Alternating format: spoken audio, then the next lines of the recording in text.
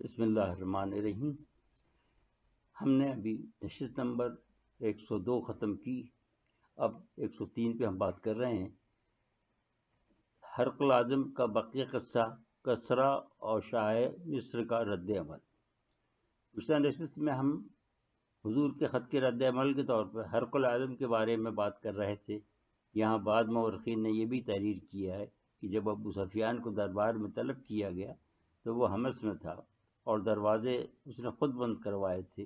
یہ تمام سوال و جواب سب درباریوں کے سامنے ہوئے اور اس میں حضور کا صلی اللہ علیہ وسلم کا نامہ بر بھی شامل تھا، اور ہرقل نے ان سے کہا تھا کہ اگر ابو سفیان کچھ غلط کہے تو تمہیں تردید کرنے کا حق ہوگا، لہذا تم ٹوک دینا۔ بہرحال کچھ بھی ہو، مگر یہ حقیقت ہے کہ اس کے دل میں توحید اور ہدایت گھر کر چکی تھی، مگر وہ بھی تاریخ کے اور بادشاہوں اور علماؤں کی طرح حق قبول کرنے کی جرت نہ کر سکا۔ اور جب اس نے امتحان رد عمل جاننے کے لیے یہ کہا کہ یہ دین برحق ہے اور ہم کو ایمان لے آنا چاہیے، تو درباری اس کو سن کر سخت برہم ہو گئے اور انہوں نے دربار کے دروازے بند کرنا شروع کر دیے۔ ہرقل نے جب صورتحال وہ دیکھی جو روم کے عمرہ پہلے سے اپنے بادشاہوں کے ساتھ کرتے آئے تھے، تو وہ ایک دم بدل گیا اور کہنے لگا، میں تو تمہارا امتحان لے رہا تھا مگر تم لوگ اس پر پورے اترے۔ اس کے بعد ان لوگوں نے بادشاہ کے لیے دربار کے دروازے کھول دیے۔ یوں اس نے اپنا تخت بچا لیا اور وہ لوگ ایک مرتبہ پھر اظہار وفاداری کے طور پر سجدے بے گر گئے۔ پھر اس نے ایلچی حضرت وحید کلبی رضی اللہ تعالیٰ عنہ کو رخصت کر کے دربار برخاست کر دیا، اور دوسرے دن اس نے ان کو طلب کر کے خلعت سے نوازا اور تحائف کے ساتھ رخصت کیا، جن میں ہیرے اور جواہرات بھی تھے اور جو کہ واپسی میں بنی خزام نے لوٹ لیے تھے۔ لہذا وحید کلبی رضی اللہ تعالیٰ عنہ جب مدینے کے لیے روانہ ہوئے تو فریاد کی۔ حضور نے فوراً ایک لشکر جرار جو کہ 500 آدمیوں پر مشتمل تھا، حضرت زید بن حارث رضی اللہ تعالیٰ عنہ کی قیادت میں بھیجا، جس نے وہ علاقہ فتح کر لیا اور ان کے آدمیوں مال متا کو بھی ضبط کر لیا، جنہیں مویشیوں کی تعداد ہزاروں میں تھی، اور اسے سریہ حسمہ کہتے ہیں۔ لیکن کچھ مورخین نے لکھا ہے کہ بعد میں ان کی دہائی پر حضور نے ان کا مال واپس کر دیا، کہ ان میں سے ان کا سردار زید بن رفع حزامی اور کچھ ساتھی مسلمان ہو چکے تھے۔ ایسا معلوم ہوتا ہے کہ یہ واقعہ کسی غلط فہمی کی بنا پر واقع ہوا۔ اب ہم ذیل میں اس خط کا متن درج کر رہے ہیں جو ہرقل اعظم کے نام حضور نے تحریر کروایا تھا۔ بسم اللہ الرحمن الرحیم۔ محمد بن عبداللہ کی جانب سے ہرقل شاہ روم کے نام سلام ہو اس شخص پر جو ہدایت کی پیروی کرے۔ اما بعد، میں تمہیں اس راستے کی طرف بلاتا ہوں جو اسلام کی طرف بلانے والا ہے۔ تم اسلام لے آؤ تو سلامت رہو گے اور اللہ تعالیٰ تمہیں دوہرے اجر سے نوازے گا، لیکن اگر تم سلام سے منہ موڑو گے تو دیہاتیوں کے اسلام نہ لانے کا گناہ تمہارے اوپر ہوگا۔ اے اہل کتاب، ایک ایسی بات کی طرف واپس آ جاؤ جو ہمارے اور تمہارے درمیان برابر ہے کہ ہم اللہ کے سوا کسی اور کی عبادت نہ کریں اور اس کے ساتھ کسی کو شریک نہ کریں۔ ہم میں سے بعض کو اللہ کے بجائے رب نہ بنائیں۔ پھر اگر وہ لوگ جو حق کو نہ مانیں تو تم لوگ کہہ دو کہ تم ہمارے اس اقرار کے گواہ رہو کہ ہم مسلمان ہیں۔ اس خط سے دو باتیں واضح ہوئیں۔ جو کہ ہدایت کی پیروی نہیں کرتا اس کے لیے سلامتی نہیں ہے، اور دوسرے اگر وہ کسی کی گمراہی کا باعث ہوگا تو اس کا گناہ بھی اس کے ذمہ ہوگا۔ اگر ہدایت کا باعث ہوا تو نیکیاں بھی اس کی منتظر ہیں۔ اب ہم دوسرے اہم نام مبارک کی طرف چلتے ہیں جو کہ حضور نے شاہ ایران، جس کا لقب کسریٰ تھا، کے نام لکھوایا۔ اس کا بھی ہم اردو ترجمہ ذیل میں پیش کر رہے ہیں۔ بسم اللہ الرحمن الرحیم۔ اس شخص پہ سلام ہو جو ہدایت کی پیروی کرے اور اللہ اور اس کے رسول پر ایمان لائے اور گواہی دے کہ اللہ کے سوا کوئی معبود نہیں، وہ تنہا ہے، اس کا کوئی شریک نہیں، اور محمد صلی اللہ علیہ وسلم اس کے بھیجے ہوئے رسول ہیں۔ میں تمہیں اللہ کی طرف بلاتا ہوں کیونکہ میں تمام انسانوں کی طرف بھیجا گیا ہوں، تاکہ جو شخص زندہ ہے اسے انجام میں بس سے ڈراؤں اور کافروں پر حق بات ثابت ہو جائے۔ بس تم اسلام لاؤ تو محفوظ رہو گے اس سے انکار کیا تو تم پر مجوسیوں کا بھی گناہ ہوگا۔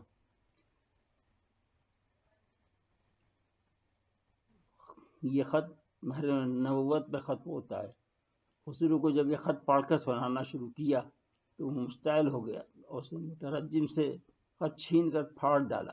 ادھر جب اس کے تیور اور گستاخانہ رویہ حضرت عبداللہ بن خزافہ سہمی رضی اللہ تعالیٰ عنہ نے دیکھا تو وہ دربار سے نکل آئے تاکہ جلد سے جلد حضور صلی اللہ علیہ وسلم تک یہ خبر پہنچائی جا سکے۔ وہ یہ طے نہیں کر پائے کہ کون سا راستہ اختیار کرے، لہذا انہوں نے اپنا گھوڑا آزاد چھوڑ دیا اور وہ اپنی مرضی سے ایک طرف کو بھاگ نکلا، اور جب وہ دربار رسالت میں پہنچے تو انہوں نے حضور کو تمام واقعہ سنایا کہ وہ کس طرح اس بات پر مشتعل ہوا کہ حضور نے اپنا نام اس کے برابر لکھا۔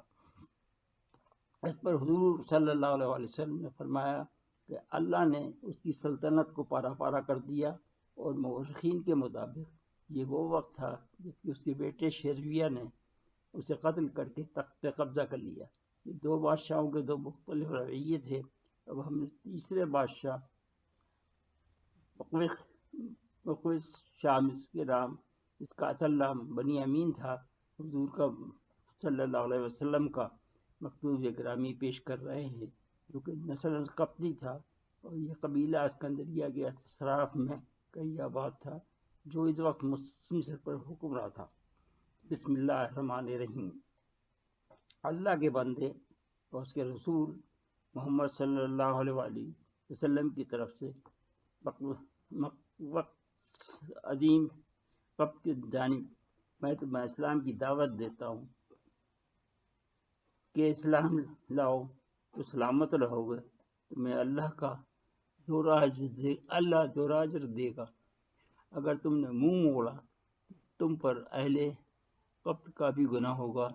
اے اہل کتاب، ایک سیدھی بات کی طرف آ جاؤ جو ہمارے اور تمہارے درمیان مسلمہ ہے کہ ہم اللہ کے سوا کسی اور کی عبادت نہ کریں اور نہ اس کے ساتھ کسی کو شریک ٹھہرائیں، نہ ہم لوگ آپس میں ایک دوسرے کو رب بنائیں، اور لوگ اس سے روگردانی کریں تو کہہ دو کہ گواہ رہیں کہ ہم تو مسلمان ہیں۔ اس کے بعد مہر نبوت ہے۔ خط کے آخر میں حضور نے اپنی مہر نبوت ثبت کر کے حاتب بن ابی بلتہ رضی اللہ تعالیٰ عنہ کے سپرد کر دیا کہ وہ اسے شاہ وقت کو پہنچائے۔ انہوں نے یہ خط لے کر شاہ کے حوالے کر دیا۔ بادشاہ نے خط کھول کر پڑھا اور ان سے پوچھا کہ اگر وہ نبی ہیں تو انہوں نے اپنے قوم کے حق میں بددعا کو کیوں نہیں کی؟ اس نے انہیں ستایا، انہیں وطن سے بے وطن کر دیا۔ حضرت حاتب نے جواب دیا کہ کیا آپ حضرت عیسیٰ علیہ السلام کو یہ تسلیم نہیں کرتے کہ وہ رسول تھے؟ جب انہیں قوم نے پھانسی دینا چاہی تو انہوں نے اللہ سے بددعا کیوں نہیں کر دی کہ قوم ہلاک ہو جاتی اور اللہ تعالیٰ انہیں آسمان پر نہیں اٹھاتا؟ اس پر اس نے بہت ہی تحسین آمیز الفاظ میں انہیں سراہا اور کہا کہ بے شک تم حکمت والے ہو اور ایک حکمت والے اور دانش مند کے پاس آئے ہو۔ تب انہوں نے اسے مزید قائل کرنے کے لیے کہا کہ تم جانتے ہو کہ اس سے پہلے بھی تمہاری قوم سے ایک بادشاہ فرعون تھا جو لوگوں سے خود کو سجدے کرواتا تھا، اور اس نے ہر درمی اختیار کی، نتیجے کے طور پر خود بھی تباہ ہوا اور قوم کو بھی ہلاکت میں ڈالا۔ آپ ایک دانشور بادشاہ ہیں، لہذا ہمیں امید ہے کہ آپ یہ غلطی نہیں دہرائیں گے۔